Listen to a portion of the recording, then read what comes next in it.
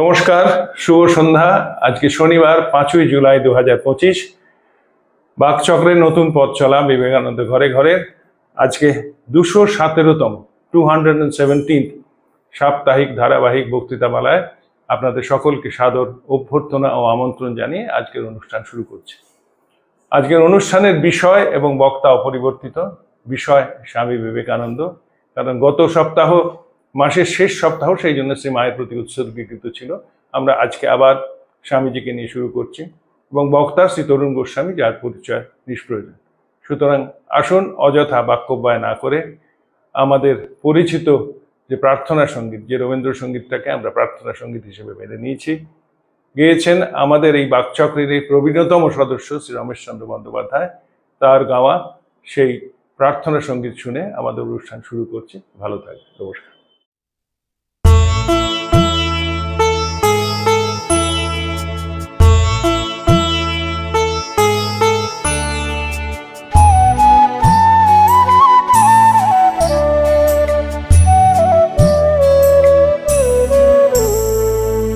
তোমারে করিয়াছি জীবনের রূপতারা, এ সমুদ্রে আরো কবু হব না গো পথহারা।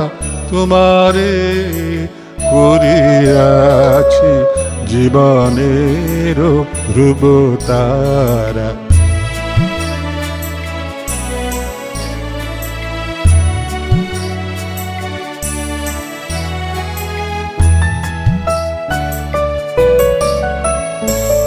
যেথায় আমি যাই না গো তুমি প্রকাশিত থাকো, যেথায় আমি যাই না গো তুমি প্রকাশিত থাকো।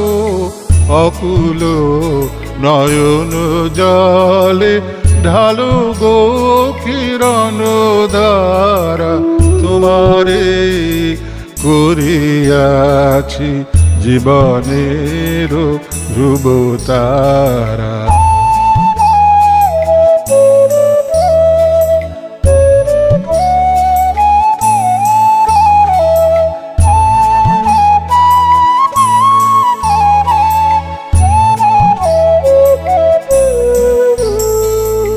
তব মুখ সদা মনে জাগিতেছে সঙ্গপানে, তিলেকো অন্তর হলে নাহিরি কুল কিনারা। তব মুখ সদা মনে জাগিতেছে সঙ্গপানে, তিলেকো অন্তর হলে নাহেরি কুল কিনারা। কখনো বিপথে যদি ভ্রমিতে চাহে হৃদি, কখনো বিপথে যদি ভ্রমিতে চাহে হৃদি, অমনীয় মুখ হেরি শরমে যে হয় সারা।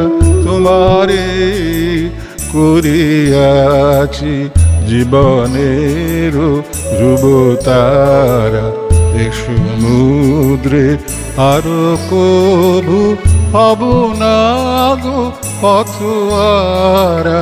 তোমারে করিয়াছি জীবনের ধ্রুবতারা।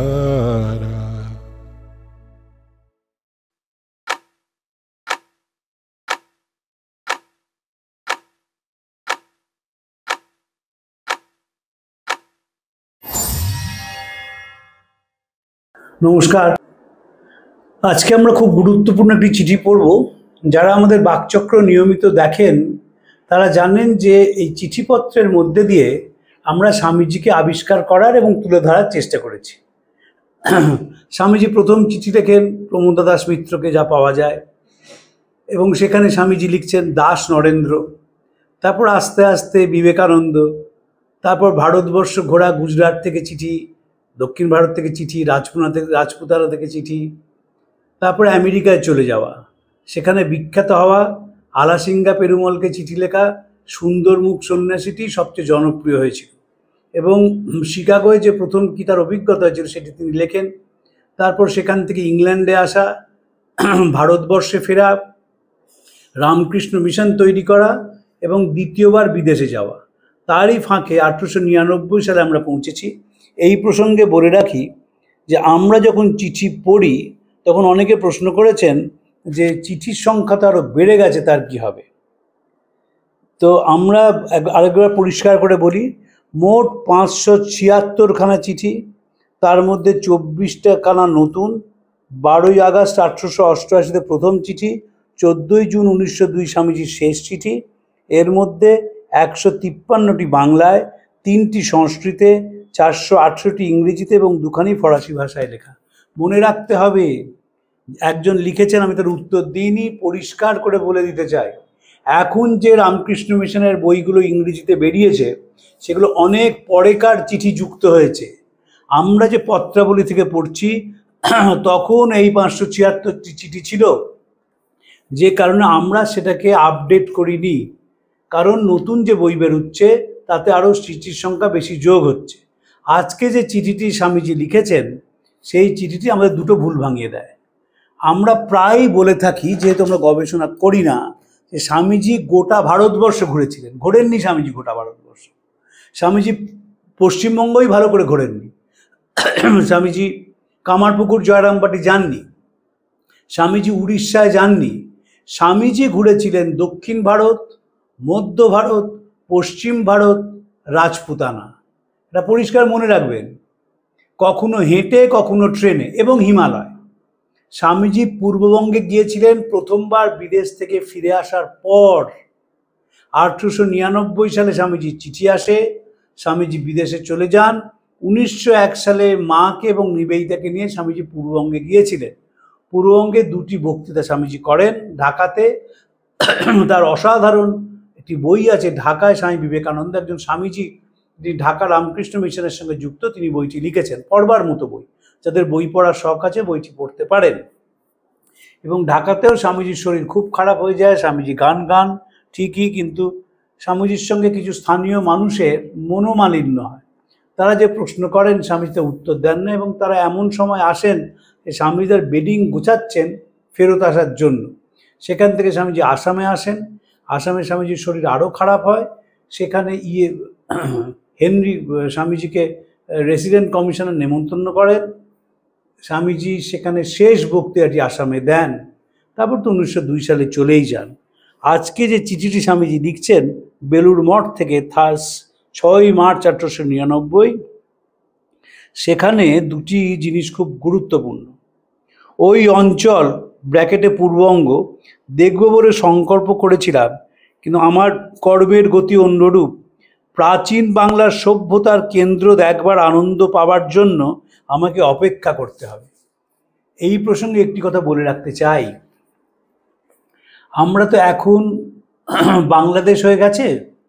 আগে পূর্ববঙ্গ এবং পশ্চিমবঙ্গ ছিল। পশ্চিমবঙ্গে কিচ্ছু নেই। এক কলকাতা ছাড়া পশ্চিমবঙ্গের কোনো উন্নতি কোনোদিন হয়নি। ওটা বাজে কথা। আমরা যারা এদেশের লোক তারা বলেন যে বিরাট উন্নতি করেছিল, কিচ্ছু করেনি।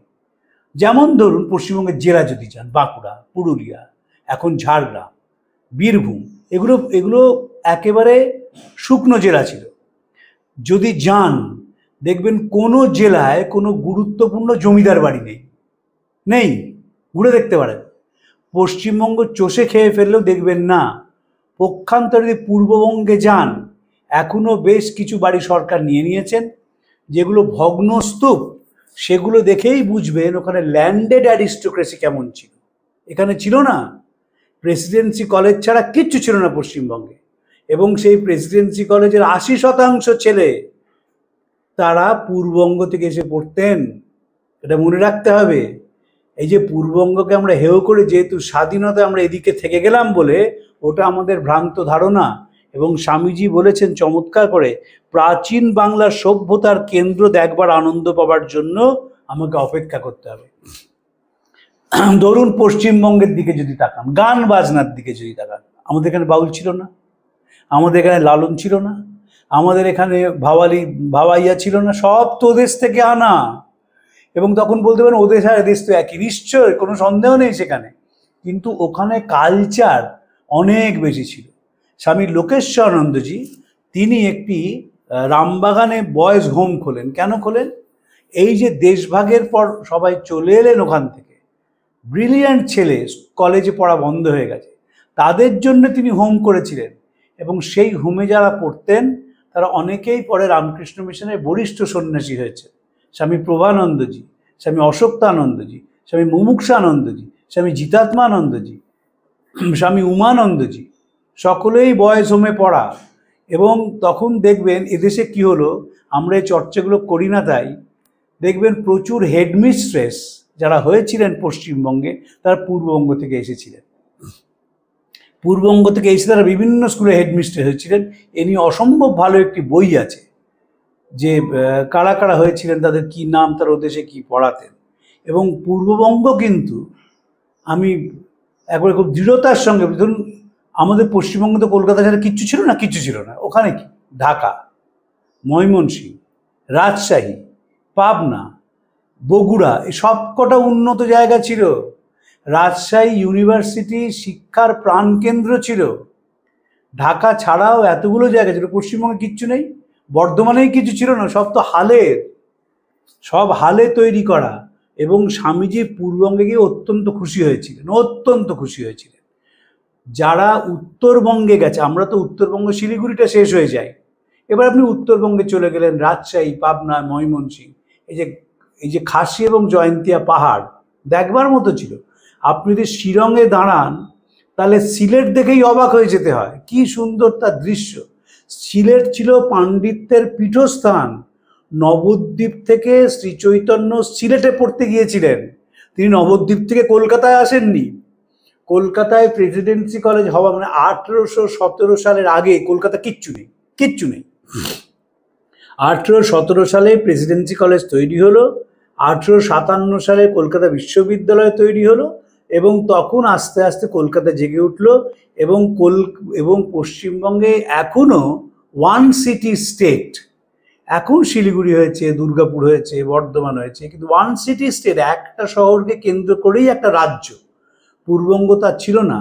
এবং বরিশাল, এগুলো একেবারে পাণ্ডিত্যের পীঠস্থান ছিল। অশ্বিনী কুমার দত্ত তিনি বরিশাল থেকে এসেছিলেন, এবং বরিশাল যাওয়া খুব কঠিন ছিল, যেহেতু নদী কেন্দ্রিক জায়গা।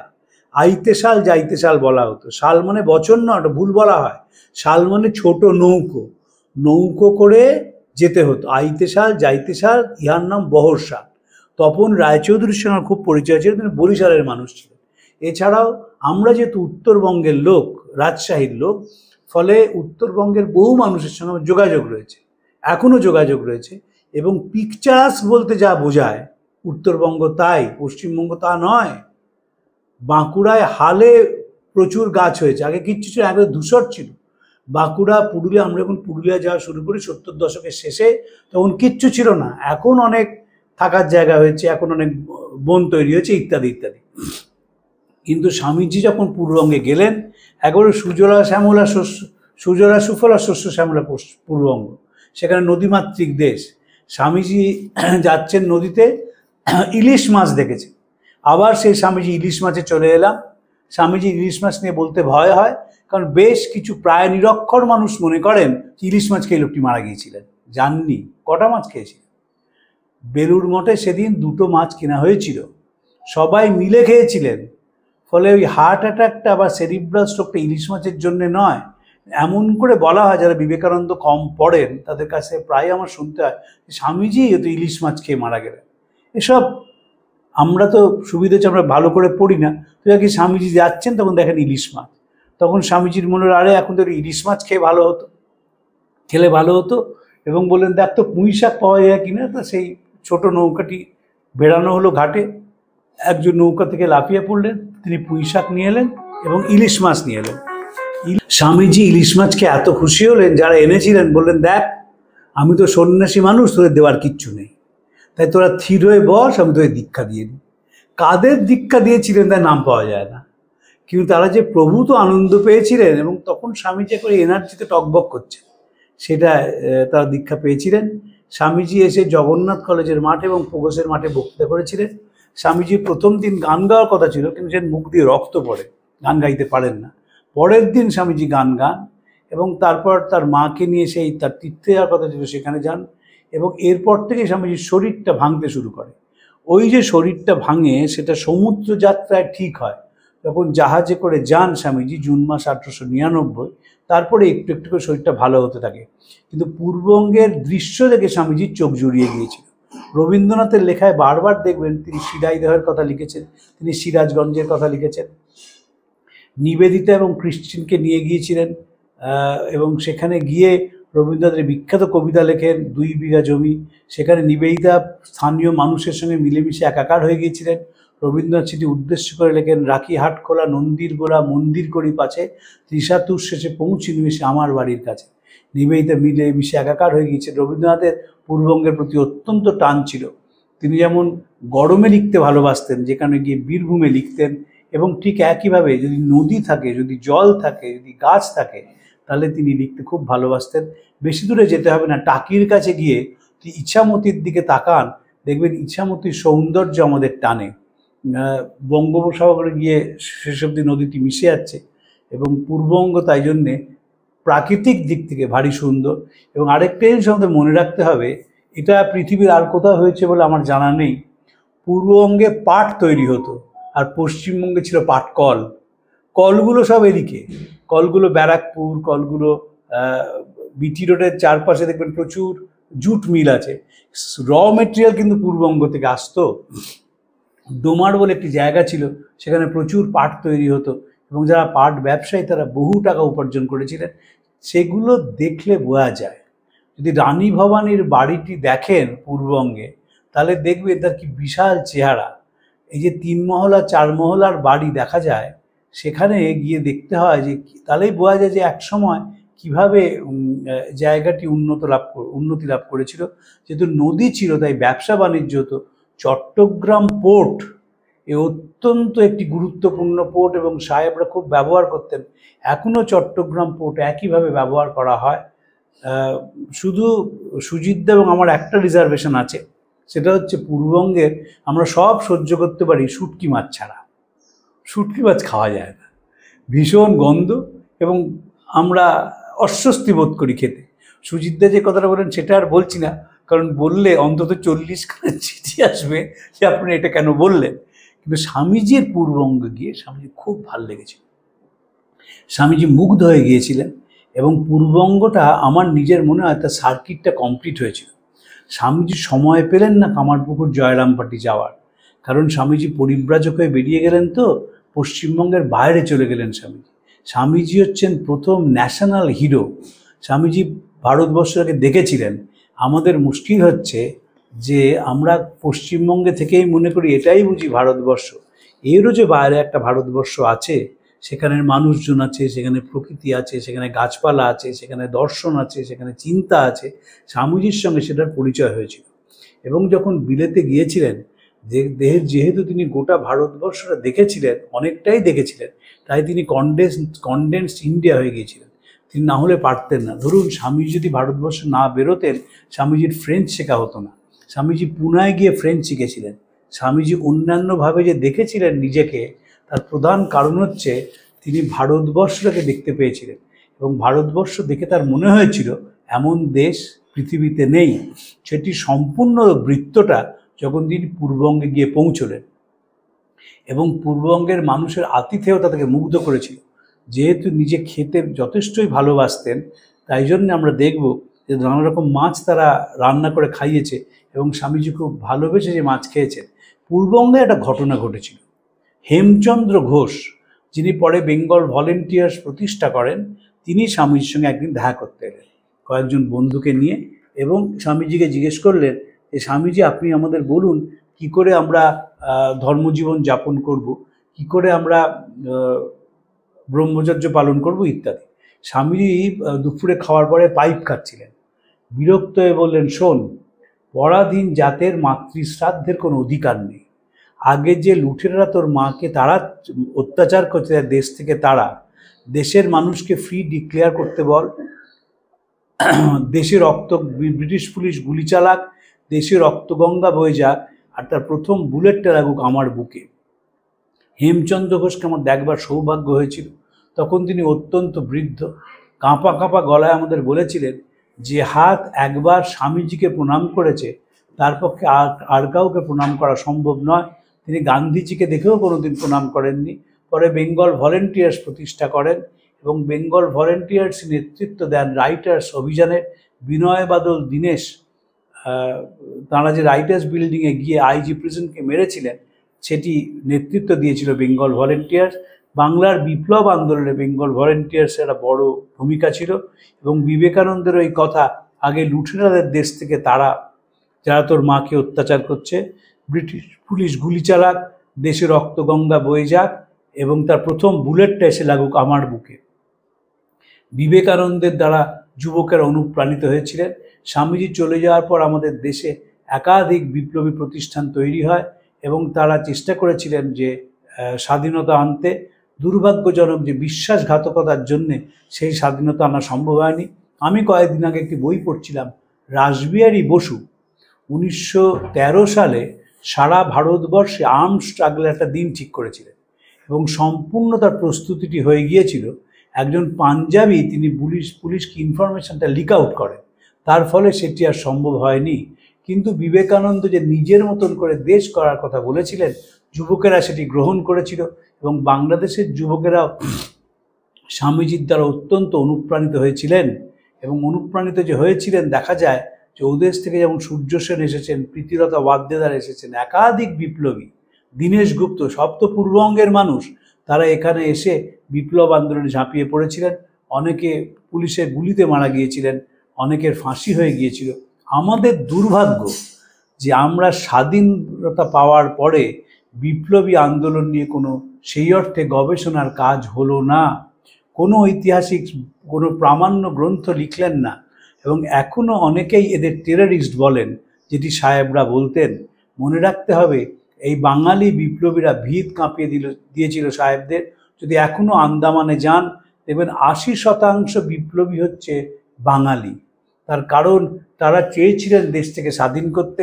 এটার একটা মজা আছে, বাংলা যেমন প্রথম শিক্ষিত হয়েছিল ইংরেজদের দ্বারা, এখানেই কলেজ তৈরি হয়েছিল, এখানেই ডেভিড হেয়ার এসেছিলেন, এখানেই এডওয়ার্ড হাইডিস্কের মহাত্মা রামমোহন রায় বলেন তারা ইংরেজি শিক্ষার প্রতিষ্ঠান করতে হবে। তেমনি বাঙালি প্রথম সাহেবদের বিরুদ্ধে জেগে ওঠে এবং বাঙালিকে মেলাইন করা হয়েছিল, দেখানো হয়েছিল যে বাঙালি কত দুর্বল। তাই বাঙালির সংজ্ঞা দিতে গিয়ে সাহেবরা বলেছিলেন বাঙালি পুরুষ হচ্ছে ধুতি ক্ল্যাড ইংলিশ স্পিকিং এফিমিনেট। আসলে তারা ভয় পেয়ে গিয়েছিলেন। এমন বোমা কলকাতায় পড়েছিল যে সাহেবদের ভিত কেঁপে যায় এবং এই যে রাজধানীটি দিল্লিতে নিয়ে চলে যাওয়া হয়, যেখানে জলের অভাব রয়েছে, পরিকাঠামোর অভাব রয়েছে, প্রধান কারণ হচ্ছে বাঙালিকে ভয় পাওয়া। এবং বাঙালিকে জাগিয়ে দিয়েছিলেন স্বামীজি, আগামী 50 বছর দেশমাতা তোমার একমাত্র আরাধ্যা দেবী হন, বাকি অকেজ দেবতা এখন ফেলে রাখলেও চলবে। সত্যি কথা বলতে কি স্বামীজিকে নিয়েও সে অর্থে গবেষণা হয়নি। শঙ্করী প্রসাদ বসু ছাড়া আর দ্বিতীয় কোনো ব্যক্তি নেই ভারতবর্ষে যিনি বিবেকানন্দকে নিয়ে এই গভীর গবেষণার কাজ করেছেন।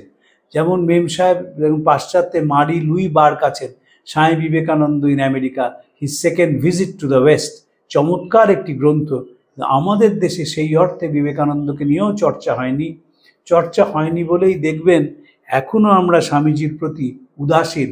ওই নমশ্রী জ্যোতিরাজায় বিবেকানন্দ সুর, এটা বলেই আমরা শেষ করে দিই। যদি কাউকে বলতে বলেন বলুন তো এই যে পূর্ববঙ্গে স্বামীজি গেলেন তার ইম্প্যাক্ট কী হয়েছিল? তার ইম্প্যাক্ট সুদূর প্রসারী হয়েছিল, সুদূর প্রসারী। পূর্ববঙ্গ থেকে ছেলে মেয়ে উভয়ই তারা যোগ দিয়েছিলেন বিপ্লব আন্দোলনে।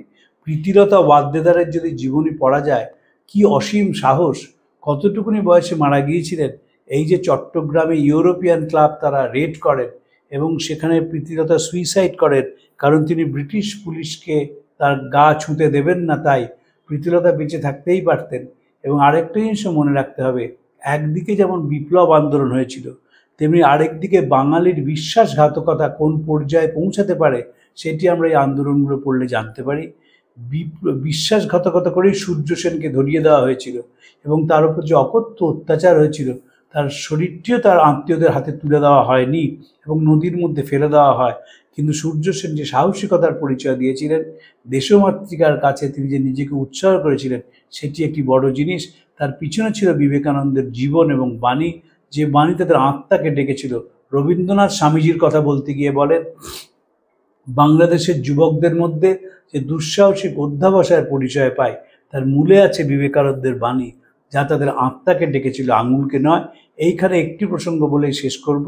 স্বামীজি যখন পূর্ববঙ্গে যান, তিনি নাগমহাশয়ের বাড়ি গিয়েছিলেন এবং নাগমহাশয় তখন মারা গেছেন। তার স্ত্রী তাকে একটি ধুতি উপহার দেন।